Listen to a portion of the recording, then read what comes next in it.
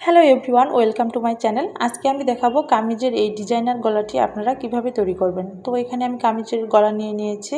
তো কামিজের প্রথম পার্টের গলা যেটা হবে, তো প্রথমে আমি নিয়েছি উপরে 2.5 ইঞ্চি এবং লম্বায় নিয়েছি 6 ইঞ্চি, আর নিচে কিন্তু আমি 2.5 ইঞ্চি নিয়েছি। তো এখানে আমরা নিচের মাপের থেকে একটু উপরে 1 ইঞ্চিতে মার্কিং করে নেব। এই যে দেখতে পাচ্ছেন আমি 1 ইঞ্চি মার্কিং করে নিয়েছি। তো এইখানে আমরা মার্কিং করে নিব উপরে 1 ইঞ্চি উপরে, আমরা নিচেও 1 ইঞ্চি নেব, উপরেও 1 ইঞ্চি নেব। আশা করি বুঝতে পেরেছেন। তো না বুঝতে পারলে কমেন্ট করে জানাবেন।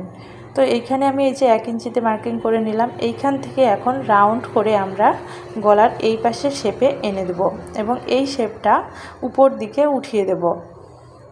আমি কিভাবে উঠিয়ে দিচ্ছি আশা করি বুঝতে পেরেছেন। এইভাবে উঠিয়ে দিলে ঠিকভাবে কিন্তু পারফেক্ট শেপটা চলে আসবে।